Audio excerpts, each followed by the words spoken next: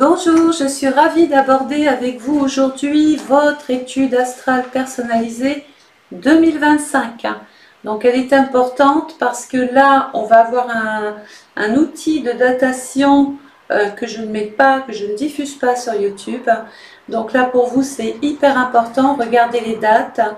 Rappelez-vous qu'une planète directe, c'est un train qui marche, qui roule normalement. Il faut prendre des initiatives. On est sur la bonne voie, on est sur la bonne route. Il y a des choses à respecter, mais rien ne vous empêche de vous lancer. En période dite rétrograde, on se rappelle que le train est en panne. Donc on le sait, on se dit bon, les événements extérieurs se suffisent à eux-mêmes. On ne va pas aller ajouter de l'huile sur le feu.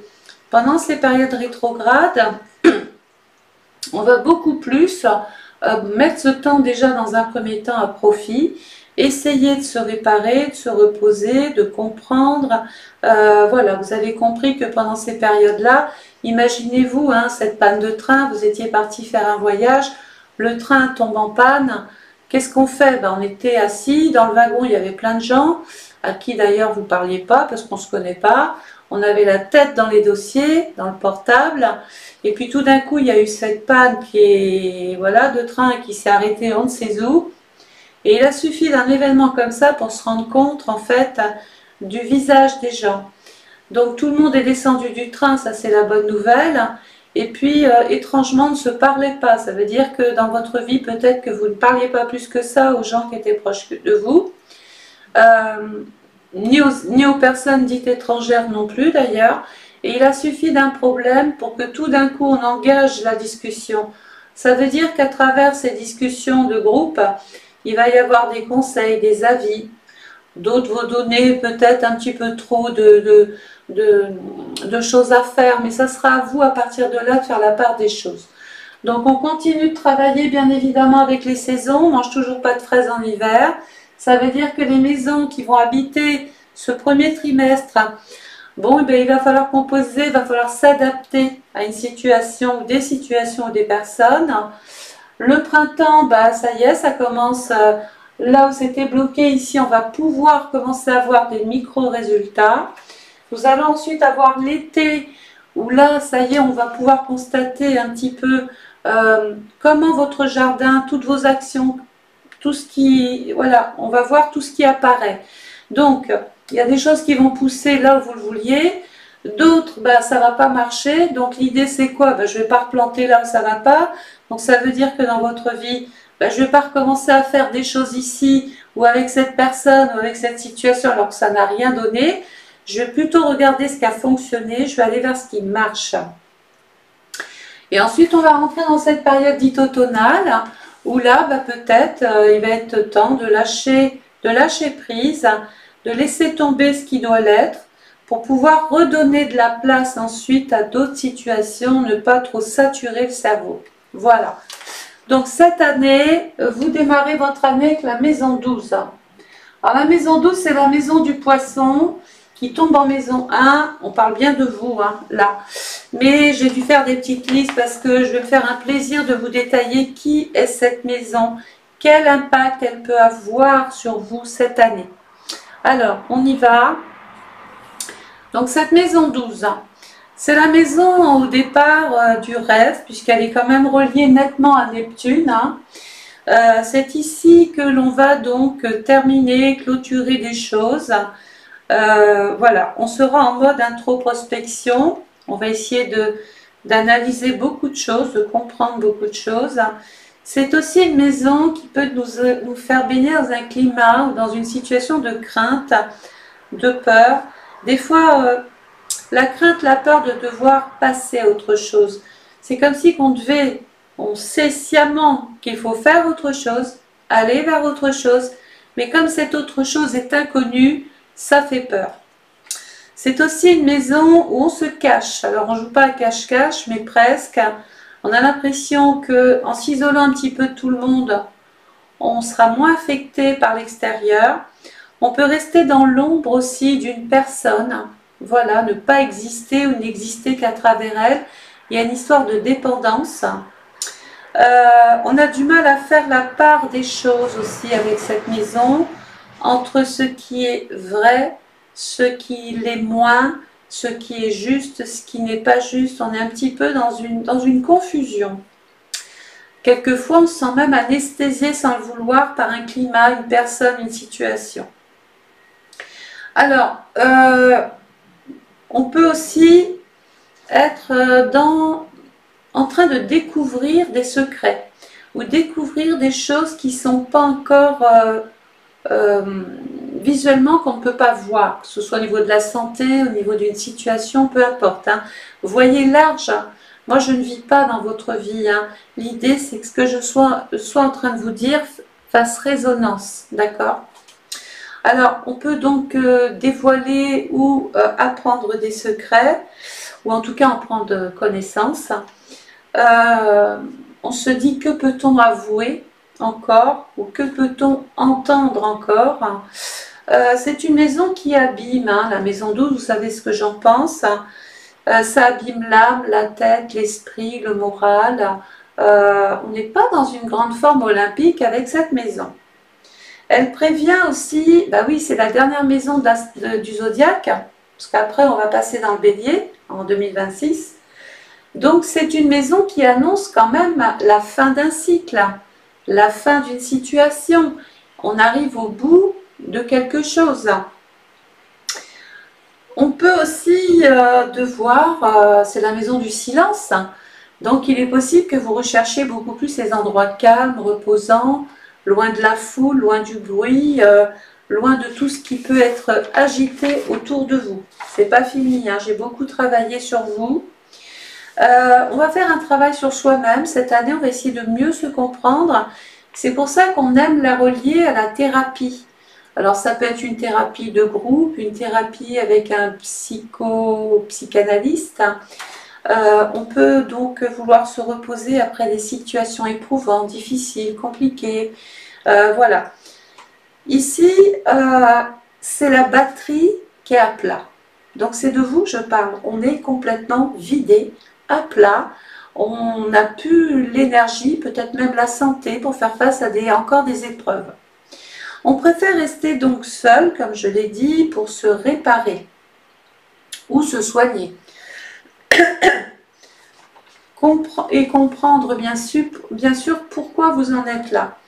Comme vous passez d'un état à un autre, d'une situation à une autre, c'est un peu aller vers, comme je le disais tout à l'heure, cet inconnu. Cette sensation peut vous effrayer parce que on va vraiment passer dans une autre sphère, vous voyez, on va vraiment passer dans une autre situation, une autre vie. On est mieux compris par tout ce qui est spirituel. Donc attention à ça, parce que vous avez la foi, vous y croyez, vous avez tellement cette foi que vous avez l'impression qu'il y a un miracle qui va arriver. Alors, je ne suis pas contre les miracles, mais j'aime garder une part rationnelle, d'accord? Donc, il ne faut pas non plus tomber dans des situations dont se faire avoir par des marabouts ou des gens des sectes, ou des gens qui vont vous promettre un monde meilleur. Donc, on fait vraiment attention à qui on consulte, qui on voit, où on va. C'est pas le moment de se retrouver, de quitter une situation, puis de se retrouver réenfermé dans un autre système. Donc ici, on veut croire, on s'en fait néanmoins la promesse, on se promet que quelque chose de mieux va arriver, mais néanmoins, on se sent un peu paralysé, je l'ai dit, presque anesthésié par une situation. J'espère que ce n'est pas la santé. Ce secteur a besoin donc de soins, de thérapie. On a besoin d'appartenance. C'est comme si vous êtes isolé et les seules personnes qui peuvent rentrer dans votre vie sont des gens qui ont peut-être eu votre vécu, votre histoire. Parce qu'eux ne sont pas... Pardon. Eux ne sont pas dans le jugement, au contraire. Ils sont dans l'expérience de vie. Et c'est peut-être à travers des gens qui vivent la même chose, avec qui on va découvrir des choses, avec qui on va se réparer et peut-être un petit peu mieux sortir d'une impasse. On peut aussi faire la lumière sur son moi profond, se comprendre. On revient donc sur la thérapie. Évidemment, c'est une maison qui nous met en relation avec tout ce qui soigne, donc sauf si vous êtes dans le secteur médical, mais c'est une maison qui est reliée à la santé, aux hôpitaux, aux laboratoires, aux cliniques, aux couvents, aux sectes, tout ce qui est fermé. C'est la cure, c'est l'établissement où on va faire une cure. C'est les lieux où on se croit, où on se pense en retraite aussi. Et enfin, pour finir ici, cette maison est celle des ennemis cachés. C'est pas pour rien, alors dans d'autres thèmes peut-être, c'est pas pour rien qu'on va aussi la mettre en prison. Vous voyez, on se sent emprisonné peut-être, pas forcément incarcéré, hein, mais on se sent en prison dans une situation où, peu importe, hein, ça peut être dans la vie privée, par rapport à la santé, par rapport à l'amour, par rapport aux amis, bref, ça c'est à vous que ça doit parler. On se sent comme pris dans une situation qui n'est pas toujours confortable. Donc on peut aussi poursuivre la même voie, on le sait, on peut devoir suivre la même voie, on le sait, on sait qu'il y a un parcours à suivre, il y a une voie à suivre, on ne peut pas faire autre chose, vous voyez, on est obligé de passer, c'est un petit peu comme Ulysse, les 12 épreuves d'Ulysse. Bon ben vous êtes dans la dernière épreuve, encore à passer et à comprendre, voilà. Donc j'espère que déjà ce petit concentré vous a parlé ou vous parlera. C'est pas parce que vous avez commandé pour 2005 qu'il ne faut pas déjà là travailler sur ce que je suis en train de vous dire. D'accord? Donc la maison 12 est un peu dans le Capricorne, mais elle va faire une petite apparition dans le Verseau. Donc vous regarderez ici la vidéo. Pluton dans le Verseau, il va y être le 20 novembre 2024. Il va y être jusqu'au 4 mai 2025. Il va vraiment faire son entrée ici. On va développer, hein, enfin, surtout moi. Il va se mettre en mode rétrograde. Changement, mais attention, qui sont en mode panne. Du 5 mai 2025 au 15 octobre 2025. Donc évidemment, les changements, on va éviter, on va déjà les subir. Ce n'est pas la peine d'aller provoquer quoi que ce soit encore ici. Et puis Pluton va se mettre en marche directe. Alors la marche directe de Pluton, c'est pas maintenant, c'est le 16 octobre 2025, où là vous allez sortir de cette impasse, vous allez sortir de tout ce qui vous use, le moral, le cœur, la tête, etc. Oui, ça passe à côté. Hein. Donc le soleil dans le Capricorne, mais aussi dans le Verseau. Donc du 22 décembre au 18 février, ici, on est en secteur 12. La planète qui appartient à la maison 12, c'est Neptune. Vos actions. Donc c'est vous qui allez peut-être même décider de sortir de là. En tout cas, essayez d'y faire la lumière. Je vais pas revenir sur toute la composante de la maison 12. Hein. La deuxième planète qui appartient à la maison 12, c'est Jupiter. Il y a un lien forcément avec votre vie de famille, là où vous vivez, votre vie intime, le contexte familial, le rapport que vous avez avec vos proches, d'accord? C'est vrai que sur le plan événementiel, on peut aussi s'inquiéter de l'état de santé d'un proche, de son hospitalisation, de ce par quoi la personne passe, cette impuissance que l'on a peut-être à régler ses problèmes. On est là, on est le spectateur d'une situation sans pouvoir faire grand-chose qu'avoir de la compassion, être là, comprendre, être dans le dévouement.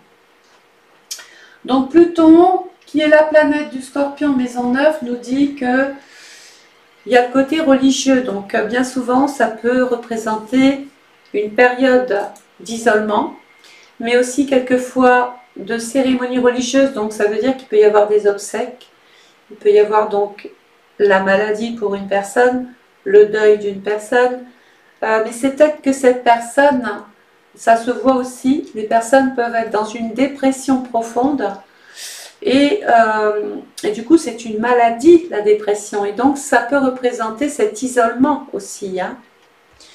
Alors, Le soleil, je l'ai dit, va passer dans le Verseau 21 janvier, 18 février. 21 janvier, 18 février, regardez, nous sommes en maison 11. La maison 11, c'est la maison du Verseau. Donc déjà, elle va nous faciliter la vie, cette maison, puisque elle apporte l'aide, le soutien, les appuis dont la maison 12 a besoin. Donc ça veut dire qu'ici, qu'est-ce qu'on fait? Ben, on ne reste pas seul avec soi-même, on ne reste pas trop isolé non plus. Et si on l'est, ben, on se fait assister, on se fait représenter, on se fait guider, conseiller, soigner. Enfin, on va consulter, puisque la maison 11, c'est la maison des spécialistes. Et la planète qui appartient à la maison 11, c'est Uranus. Je pense qu'il peut y avoir effectivement des discussions avec vos proches. D'ailleurs, il va y avoir peut-être des débats, des réunions, on va se voir, on va parler, qu'est-ce qu'on fait, qu'est-ce que tu me conseilles de faire. Il y a une espèce d'échange comme ça, mais on ne peut pas exclure encore qu'un frère, une sœur, un proche, quelqu'un à qui vous témoignez de l'affection se retrouve dans une situation quelque peu délicate. Ça se voit quelquefois chez les personnes qui sont mal avec elles-mêmes parce qu'elles doivent décider pour une autre personne qui ne peut plus penser par elle-même. Alors, je ne dis pas que c'est ça mot pour mot, mais dans l'idée, on peut se retrouver dans cette spirale-là, dans cette ère-là. Alors, le soleil va passer ensuite dans le signe du Poisson, qui couvre la période du 19 février au 20 mars. Ici, 19 février, 20 mars, regardez, on est en maison 1. La maison 1, c'est vous. C'est vos initiatives, vos actions, tout ce que vous allez devoir entreprendre, faire, régler, oser, prendre des risques, vous défendre ou défendre quelqu'un. C'est une maison qui ne peut pas rester inactive. Donc là, tout de suite, on vous dit, ça y est, il faut prendre le taureau par les cornes, il faut vraiment foncer. Par contre, attention, parce que c'est une maison de feu dans un signe d'eau. J'ai l'impression qu'on fait barrage à vos actions, ou alors vous faites beaucoup de choses qui n'aboutissent pas, vous voyez, parce que l'eau éteint le dynamisme. C'est peut-être de vous dont il s'agit. Peut-être qu'on essaye de démotiver vos actions, de contrarier vos actions, de casser vos rêves. On essaye de porter de la confusion dans tout ce dans tout ce en quoi vous croyez. Donc moi j'ai l'impression qu'il ne faut pas trop non plus se laisser influencer par Pierre, par Paul, par Jacques. Prenez vos propres initiatives. Tant pis si vous commettez des erreurs, maison 12. Ça servira d'expérience, mais ça sera votre propre expérience. C'est pas quelque chose que vous allez faire parce qu'on vous l'a conseillé et que le conseil était mauvais parce que la personne n'avait pas les compétences requises. Maintenant, si vous prenez ces initiatives parce que vous avez été voir vraiment quelqu'un qui a les compétences et qui est certifié et qui vous donne le bon conseil, évidemment, on peut agir. Dans ce secteur-là, regardez ce qui se passe. Donc, j'ai dit que la maison 1, c'était vos envies, tout ce que vous voulez lancer, commencer, démarrer, entreprendre. Seulement, j'ai Saturne. Et on dit que pour qu'une planète puisse vous permettre d'exister, quand elle passe dans une maison, il faut qu'elle soit compatible avec la maison. Alors, est-ce que Saturne... Excusez-moi. Est-ce que Saturne s'entend bien avec la maison du Bélier? Pas du tout. Pas du tout, mais alors rien. Saturne, on dit qu'il est en chute. Saturne, quand il n'est pas bien reçu par la maison qui, elle, va rentrer dans l'action, bouger, tout ça, eh bien Saturne vient faire barrage, vous paralyse, vous bloque, vous empêche, vous, je ne vais pas dire vous attache, mais limite, on pourrait même aller jusque-là. Ça veut dire qu'on est on subit quelque chose avec Saturne. On vous met des bâtons dans les roues. On vous empêche de tenter de nouvelles expériences. On essaye presque de vous convaincre qu'il est presque fou pour vous de tenter autre chose, alors que pas du tout. Les personnes qui vous parlent comme ça, c'est parce qu'elles sentent qu'elles vont vous perdre. Et donc, elles créent un climat de peur ou de psychose ou je ne sais pas quoi. Comme ça, elles se disent, elle va rester là, ou il va rester là. Donc, ne croyez pas tout, d'accord? Les croyances, c'est pas que des croyances religieuses. Ne croyez pas tout ce qu'on vous dit, tout ce que vous entendez, les rumeurs, les cancans, les trucs anonymes. Voilà. Il faut vraiment sortir, il faut laver tout ça. Le soleil va passer ensuite dans le bélier, mais avant, regardez ce qui va se passer. Les maisons qui sont là sont dans l'hiver. L'hiver, il se passe quoi? Donc, tant qu'on est chez soi, on est bien. Ça veut dire que tant que vous êtes dans un milieu, dans un secteur qui vous est familier, qui vous apporte une forme de sécurité, de chaleur, de bien-être, tout va bien. Mais à un moment donné, il va falloir sortir. Et sortir, ça veut dire s'adapter à la neige ou au climat excessif qu'il y a à l'extérieur. Donc au danger potentiel qu'il y a à l'extérieur. Danger parce que la neige, c'est pas que beau, il y a même des avalanches des fois. Hein. Ou alors il suffit qu'on marche trop vite, qu'on roule trop vite, puis hop, patatras, c'est la gamelle.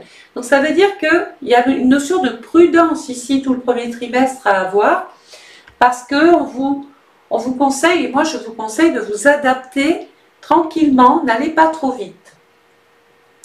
Pourquoi? Parce que la maison 12, qui est déjà la maison du silence, de l'enfermement, je ne vais pas revenir dessus. La maison 11, il peut y avoir un froid avec les amis ou des personnes qui s'éloignent de vous.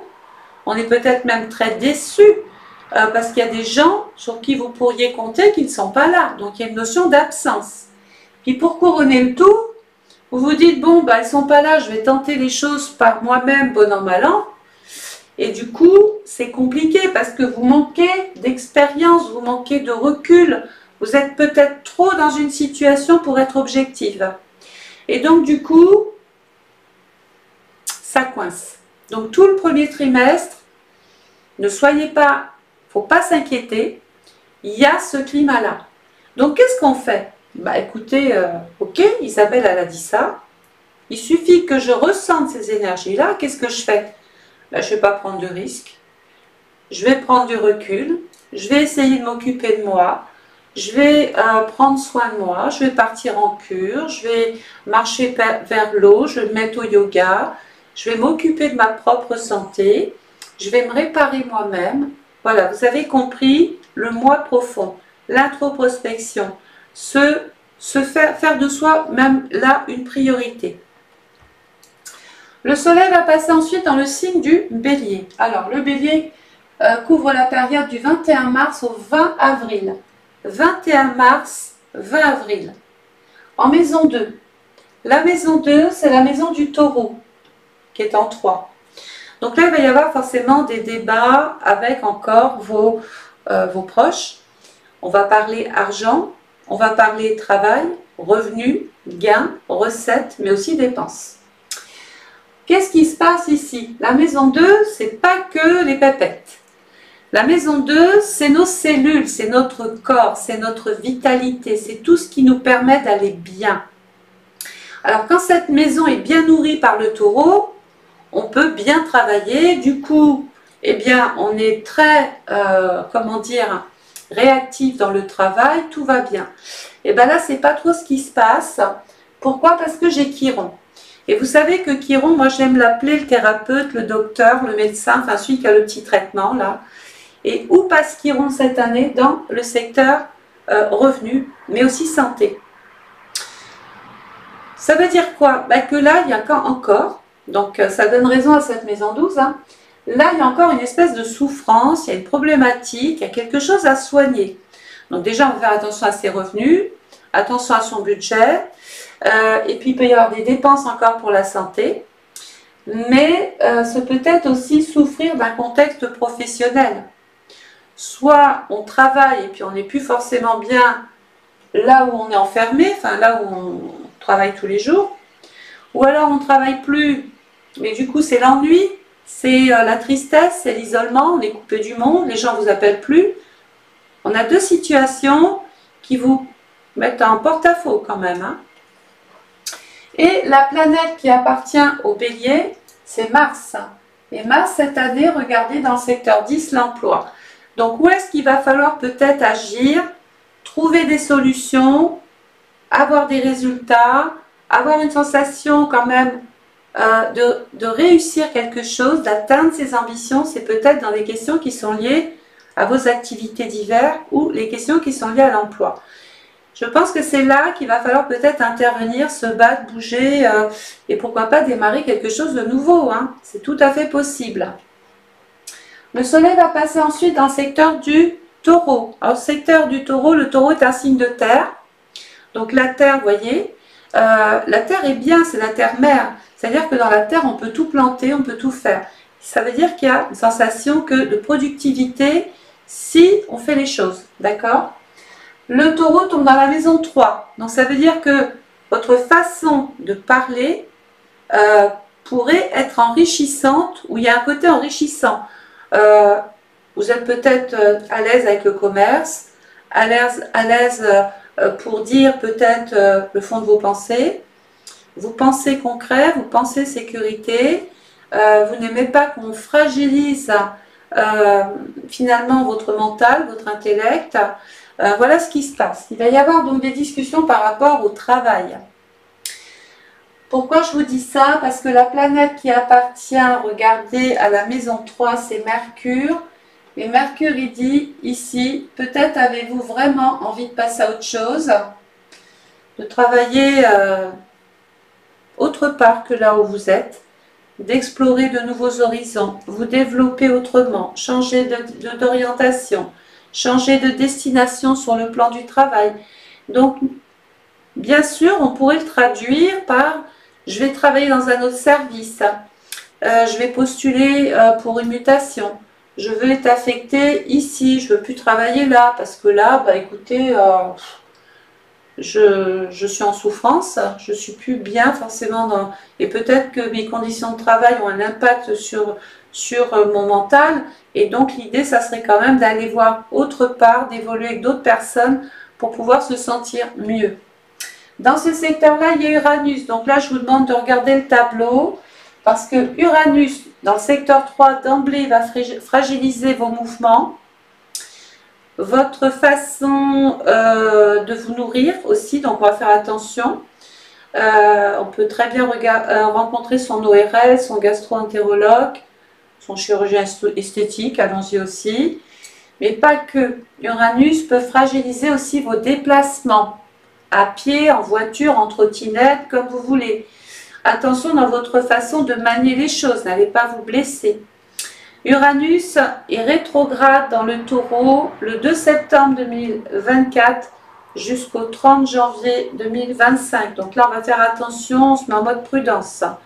Il repart en marche directe, il donne des possibilités, il débloque des situations, il ouvre des perspectives d'avenir du 31 janvier 2025 jusqu'au 7 juillet 2025. Il ne faut pas louper des occasions, on se fait aider, on se fait guider, conseiller, etc. Uranus, c'est l'imprévu, c'est tout ce qui est soudain, c'est tout ce qui va venir bouleverser. C'est tout ce qu'il veut changer. Il y a un petit côté indépendant chez Uranus. Hein.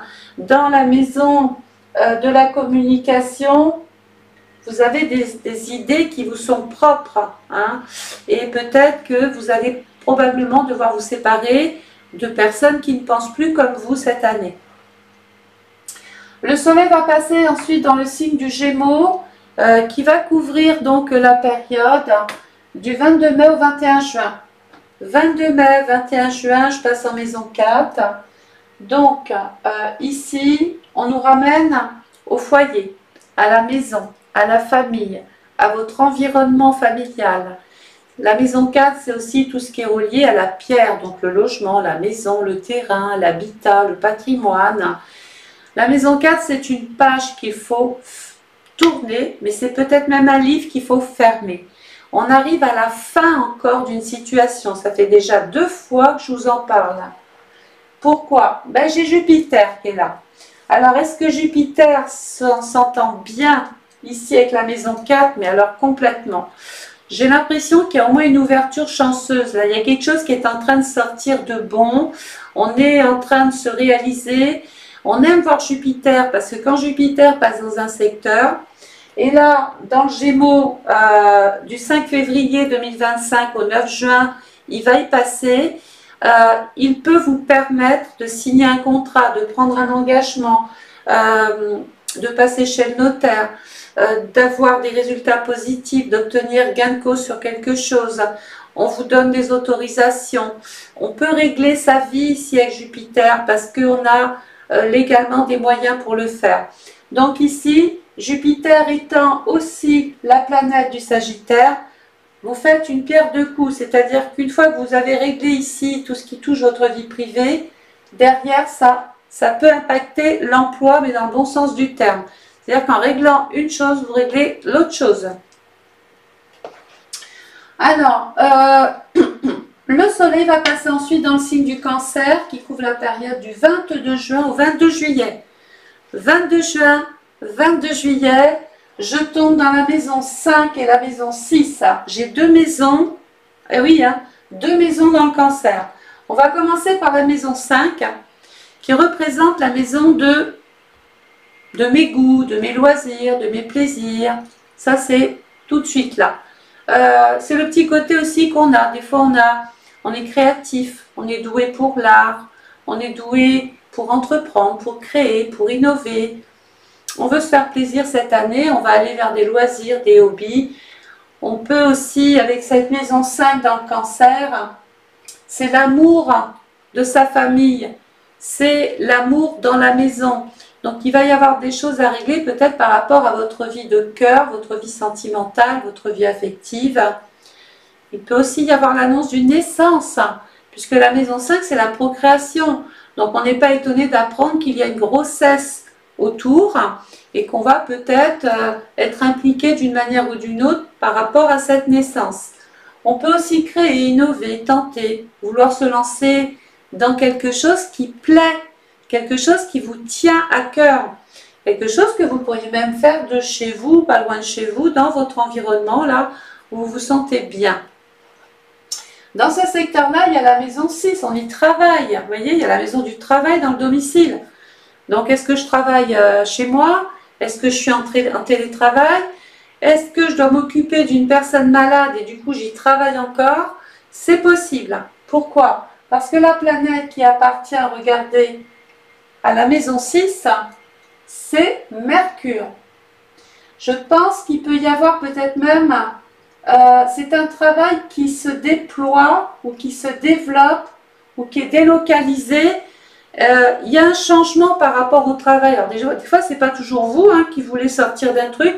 Peut-être qu'on est dans une structure qui est en difficulté, maison 12, qui va emménager ou qui va être rachetée ou qui va être... bon, bref. Et du coup, ça change vos conditions de vie. C'est comme si on devait suivre un mouvement. Sinon, il y a de la route. Sinon, il y a de la distance. Ça peut faire partie aussi des choses qui se mettent en place. On peut être en relation aussi avec un mariage, un baptême, une cérémonie religieuse aussi là. Au niveau de la santé, attention. Attention à votre hygiène alimentaire, votre hygiène de vie.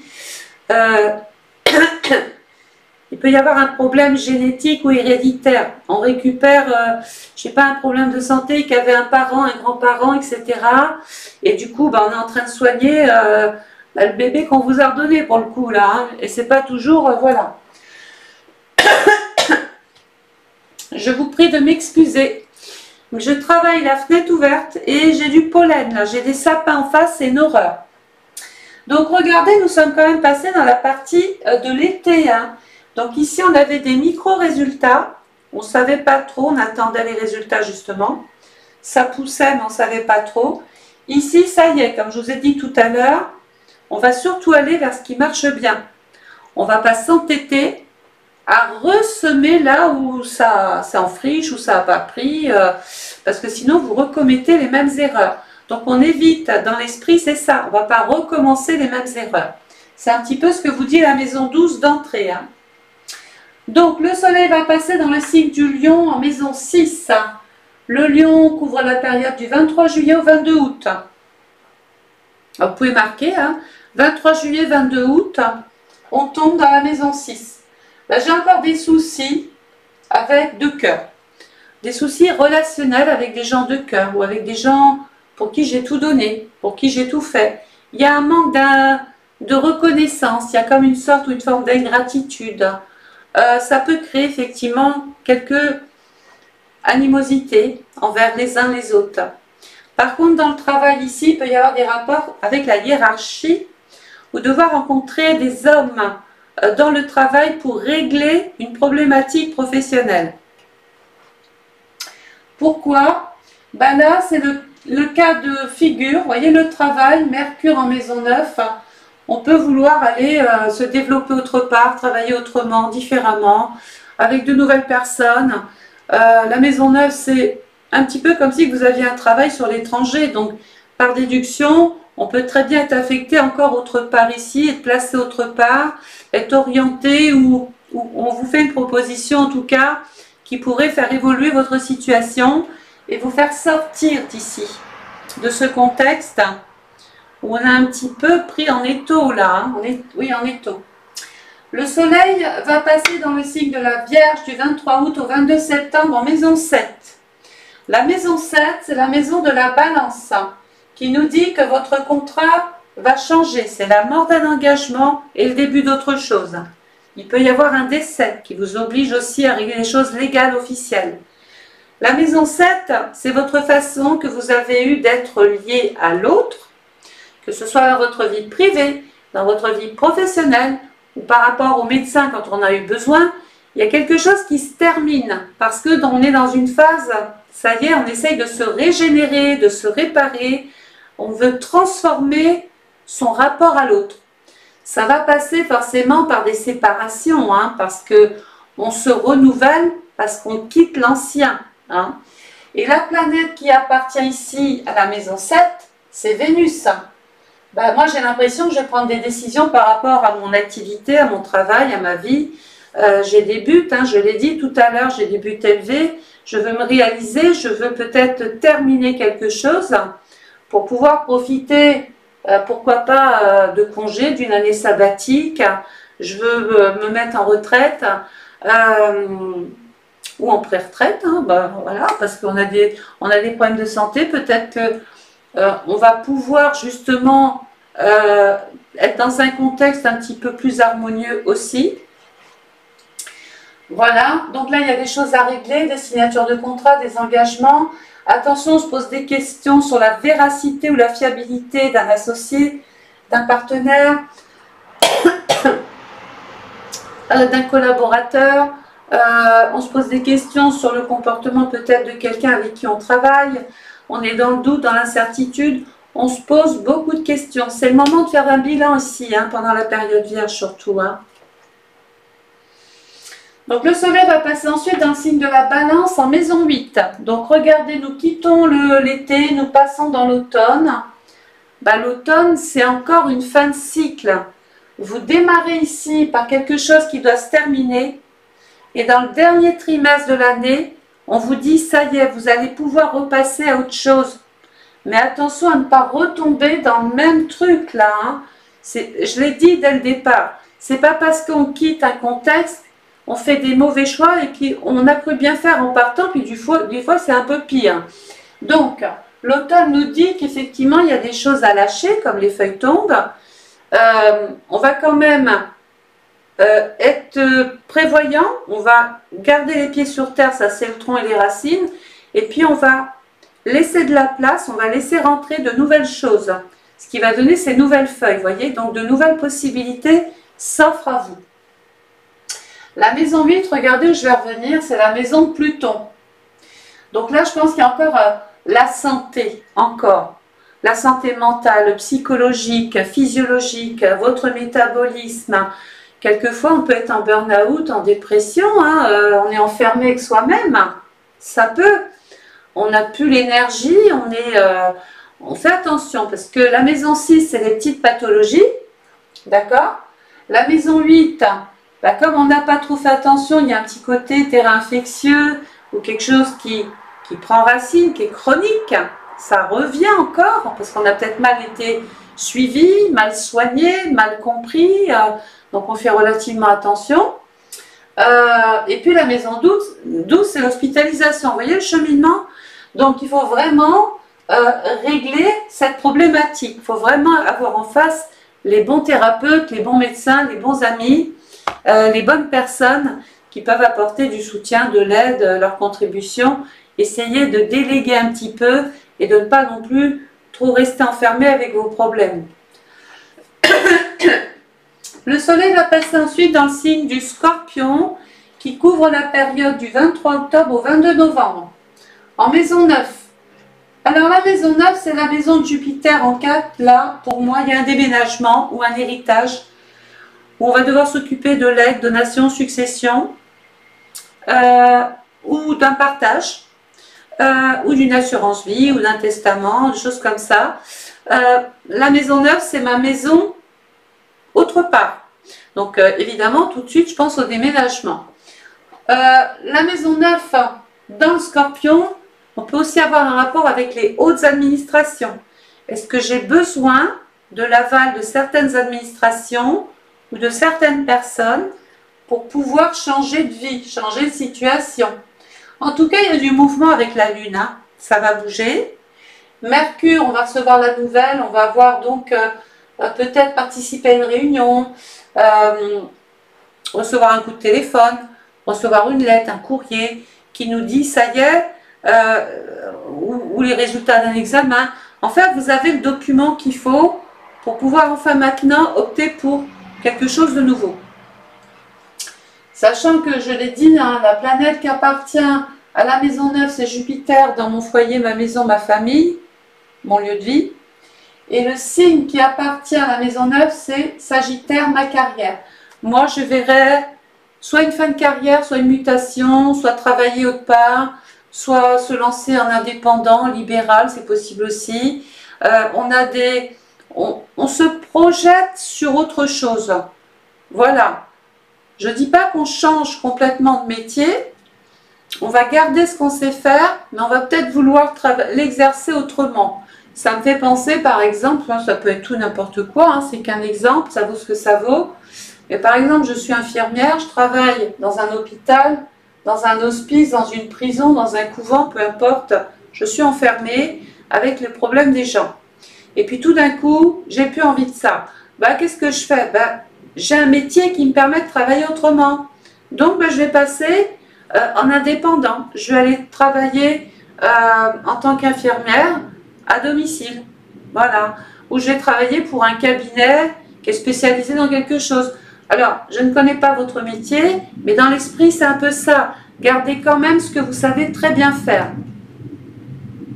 Le soleil va passer ensuite dans le signe du Sagittaire, qui couvre la période du 23 novembre au 30 décembre. En secteur 10, on termine l'année avec la maison 10 quand même, hein. La maison des solutions, la maison des réalisations, des possibilités, des choses sérieuses. Là, ça y est, on rêve plus, c'est du concret. Et qu'est-ce qui est concret? Le développement.